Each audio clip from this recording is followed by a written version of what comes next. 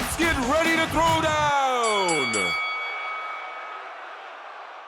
What's up, everybody? We are back, Sales Throwdown. We are here this week. We are celebrating Veterans Week. We have 3 veterans on the show. If you're new to the show, Al was in the Navy, Clint was in the other version of the Navy, and I was in the Army Reserves. Hey, just for the record, man, I loved all the Marines I worked around. I mean, they got a little crazy sometimes, and you had to get out of their damn way if they really needed to get someplace. But beyond that, man, they were tight, they when they got loose, it was sort of after hours when, and in the Navy, aside from, special forces guys, the rest of us are usually just, run of the mill dudes. Right. So yeah, I hats off to the Marine Corps. Yeah, they were solid guys. I like to give Clint a little bit of, shit because, he likes to give everybody else so much shit. But this week is also the Marine Corps birthday. So, man, happy birthday. Man, it's a big week for Marines. And they're just shutting the lights off on them. They're like, go home. Yeah, it was also it's actually wonderful because my wife's birthday is the same as the Marine Corps birthday.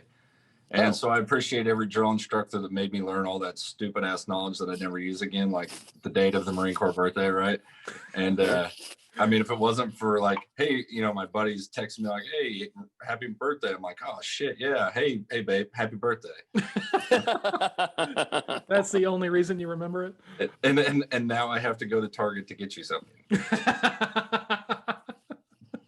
Gosh, you're terrible. So today our topic is talking about talent and motivation, right? Because when you turn on YouTube, you turn on anything these days, there's a bunch of these, self-appointed gurus, these experts and stuff. And we've kind of had our fair share of poking fun at some of these people, but a lot of these people treat motivation as the cure-all, right? If we get people like ramped up enough, they're just going to go out and do the work and be successful. And it was funny because we're talking about the topic before, and Clint was not bought into this idea, right? Which is kind of interesting because you would think that of any of us, he would be the guy who's like, just get it done kind of deal, like just don't worry about it, just go, stuff like that. So I'm curious for you, Clint, like you were a little vocal about like motivation not being enough. Can you talk a little bit more about that? Yeah, I mean, speaking on the Marine Corps and veterans and the military, I mean, motivation is key to getting a lot of things done, but that's a small percentage of, you forget about the skill side, right? The learned trade. You have to have the skill sets or the tools to learn it, right? I mean, you don't have to have it all right away.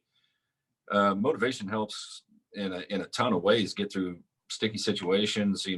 As you're learning and training, you got to have the motivation to stick with it.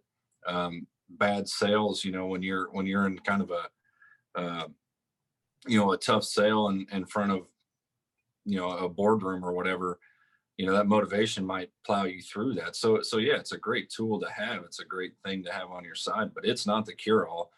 And it's definitely not even a big percent of what you need to do, because I know guys that only have skill and they are successful, right? But I don't know any in the professional world. I don't know any truly just 100% motivated people with zero skill that are successful. I don't know any of those. They end up washing from company to company and trade to trade. We see them everywhere, right? And the resume is 9 pages long, and they're about 9 months a piece at each job because they interview well, right? Those people, they interview well, they make a lot of friends, they're fun to be around.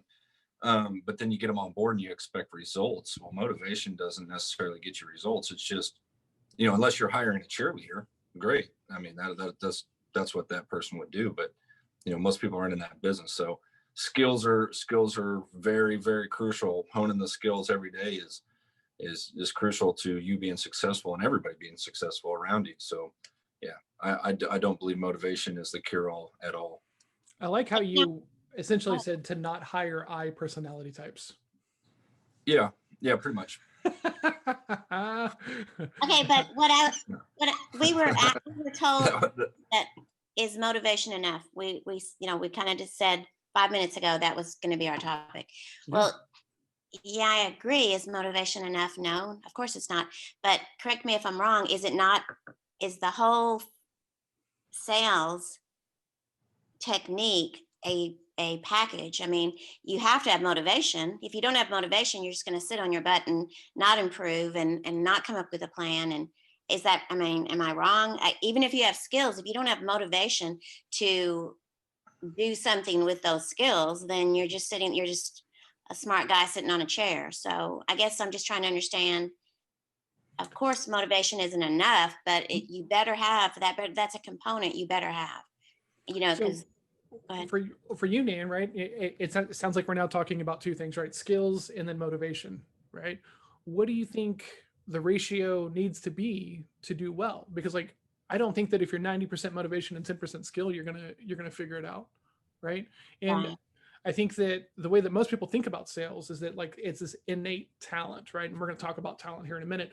And so when you are that kind of person, right, and everybody views it as like something you're born with or not, and not a skill you can develop, then what happens is that you end up not being coachable, right? So you just fail out and run away and go do something else because you're really motivated, you just don't have the skills, right? Right.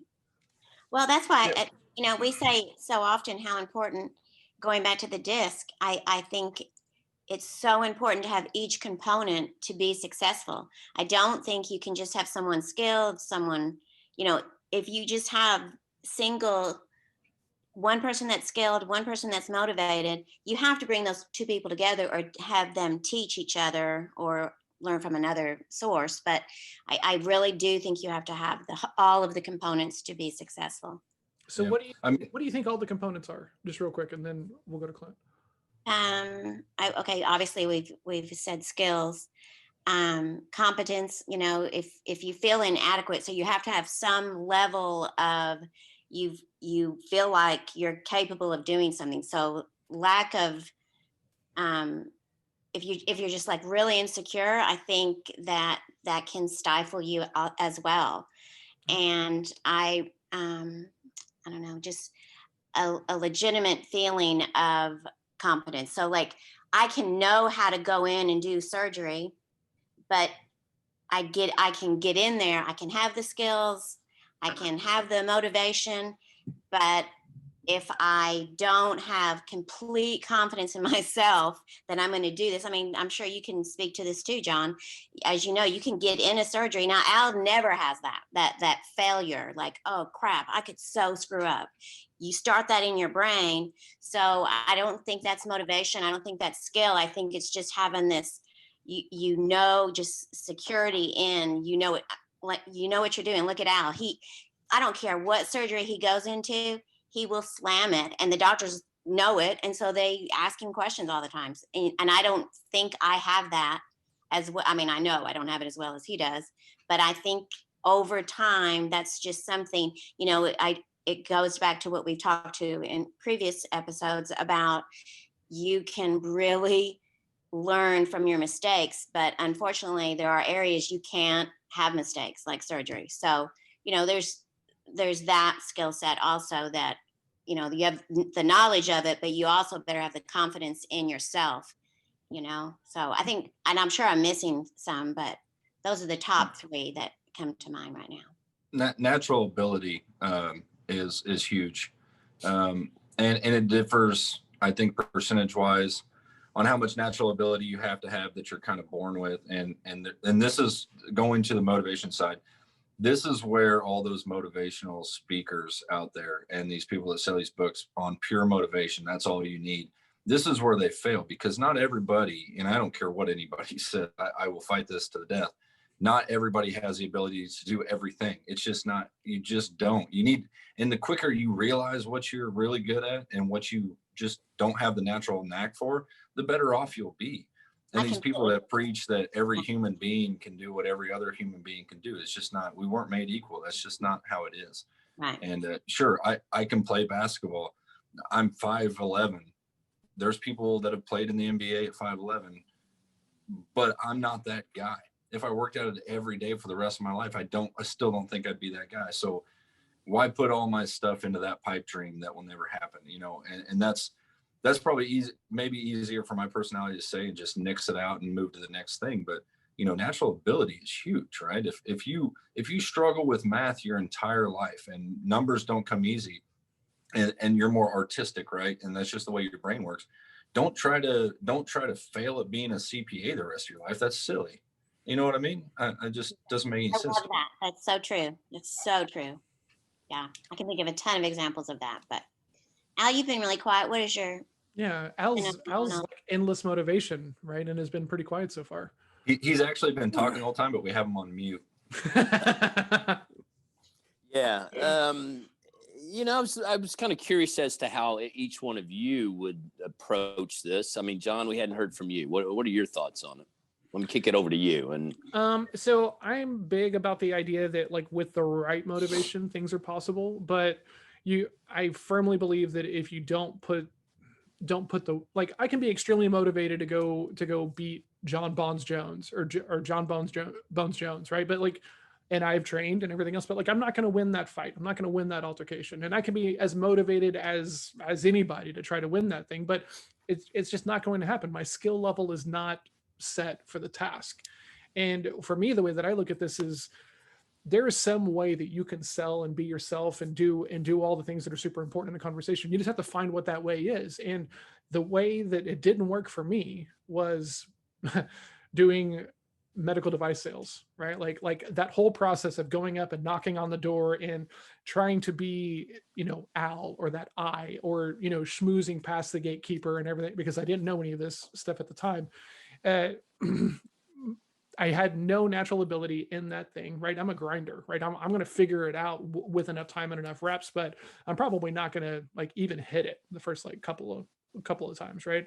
It's fail and learn. And so now with the way that I sell and the way that I help other people sell, it's much more around building the process the right way, so that way you can sell in a way that benefits your strengths, right?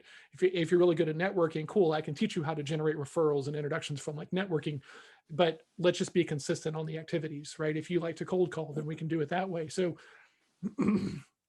I think that with the right motivation, you're going to be successful, but there's still a skill component. And then this is where it all comes together for me: practice, right?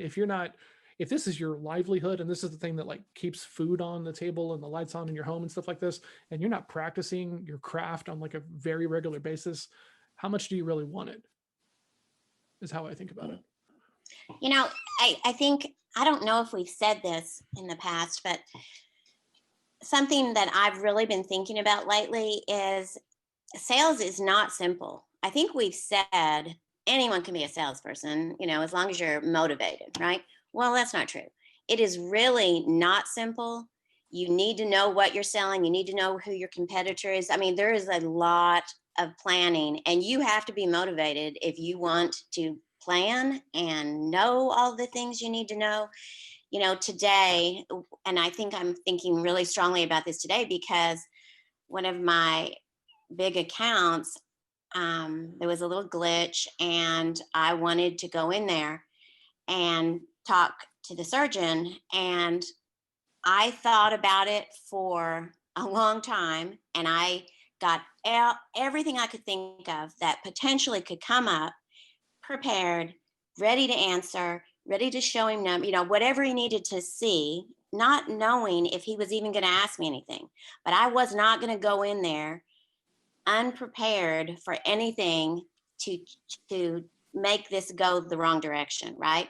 And what is that? It's motivation, but it's not just motivation. I had a lot of motivation because I did not want to fail, but I also knew that I've learned the skill of preparation for any kind of meeting, be it the first person you're going to meet at the door, and beyond that, you better be prepared for what potentially could come up, because otherwise you could just fail. You need to know what you're doing. You need to know what could come up. I think you should be prepared, and I think that takes motivation.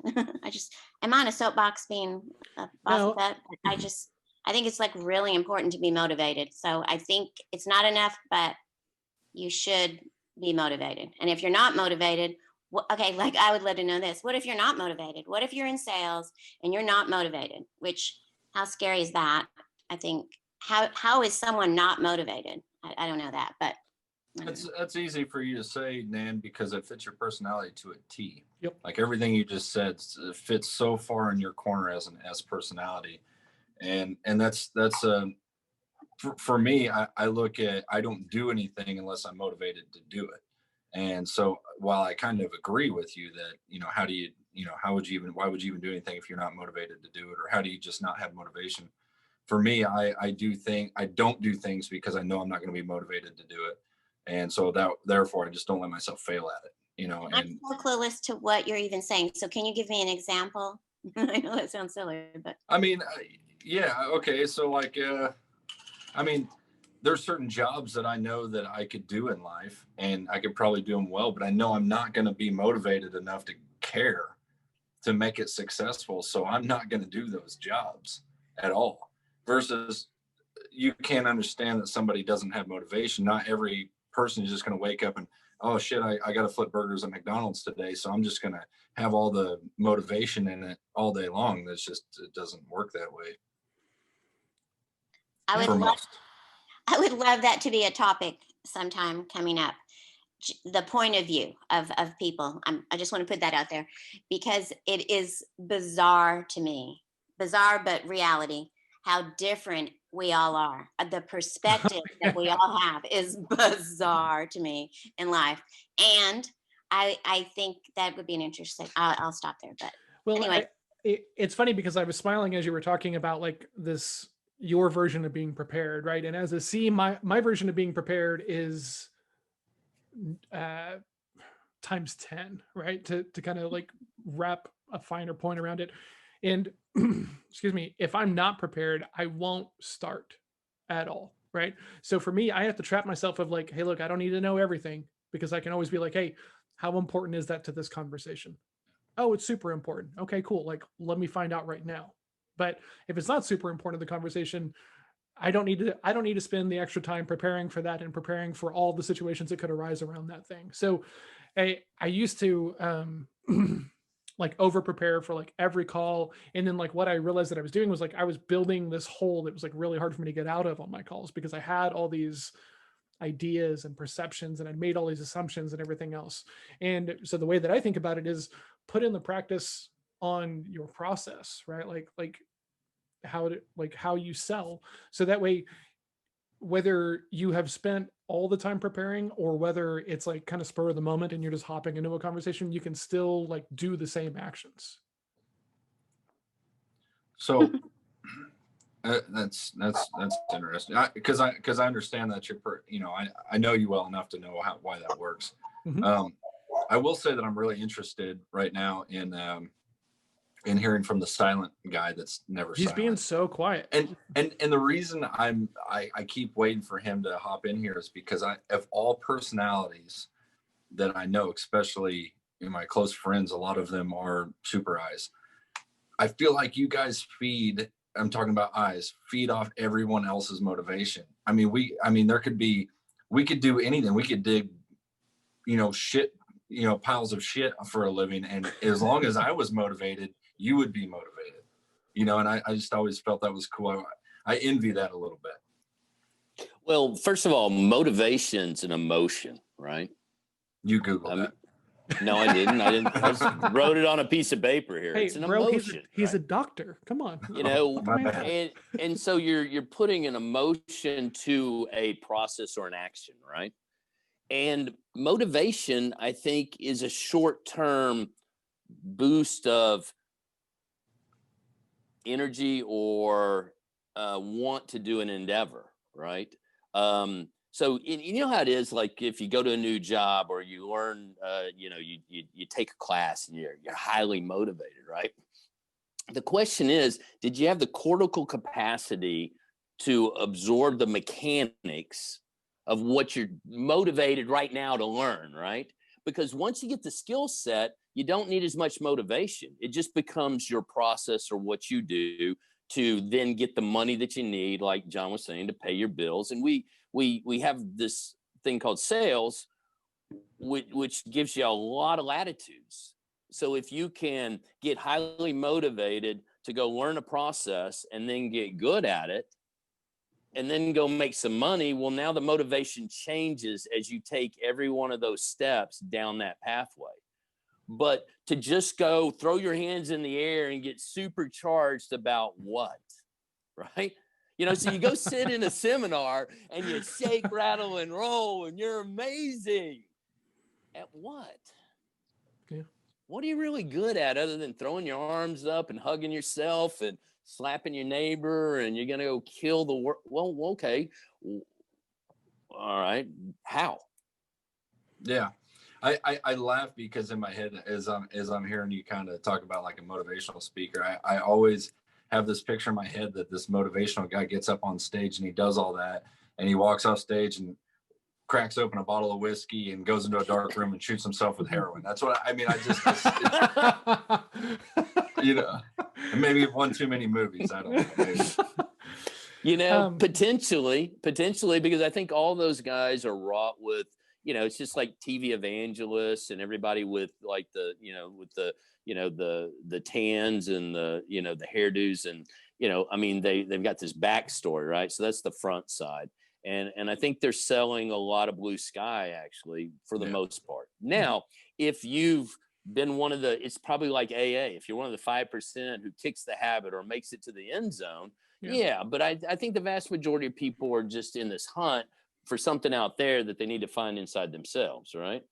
Yeah, and there is something to be said too about if it works for you, then who cares what the backstory is? I don't. Yeah, agree. Motivated, and who gives a shit? Because I've run into that too a lot. Well, hey, have you ever read this book or have you ever seen this video? Oh yeah, he's an idiot. I saw he, you know, beat up his wife or whatever. I'm like, well, that's not the message I'm trying to. I'm not talking about him beating up his wife. I'm talking about, did you see the motivational video? You know what I mean? So it's like, you know, you can look at everything negatively, and motivation is also one of them too. And the other side of it too is there's also bad motivation. It's not always, motivation doesn't mean it's good. You can be led down the wrong path of being excited about something that you shouldn't be excited about. It happens all the time. Sure. So when we talk about motivation, you know, it's an emotional interest to motivate you to take an action step, basically. But I think the real grit in sales is because you can be not motivated to go talk to that gatekeeper, but you're professional enough, your self-worth is there. You say, hey, this is what I got to go do. And this is the process to get down to the pay dirt.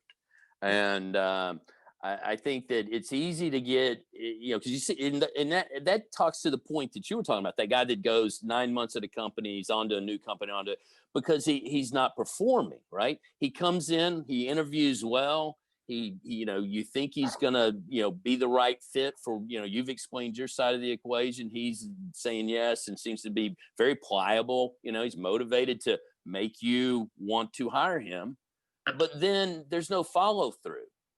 He doesn't, you know, develop the skill set of success, you know, as it relates to the numbers you need to see, because from a business, when you hire on to be a salesman for somebody, they have money to pay you, right?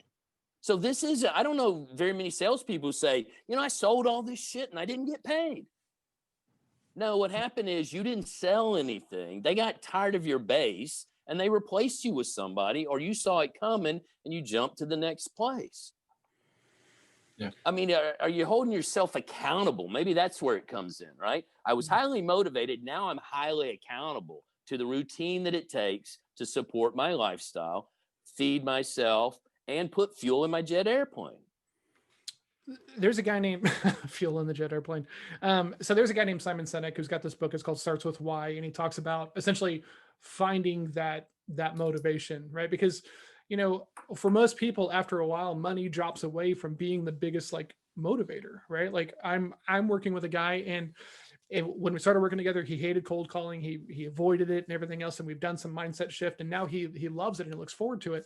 But he's also finding with the success, his motivation to work is less, because he's like, hey, I'm kind of doing pretty good. I don't want to do this stuff. And I was like, beware, right? If you're not doing the leading indicators that you've been doing to get to business and there's a drop off, you don't get to get pissed about the quality of the leads or anything else like this, because there's always a volume component to selling, like always. So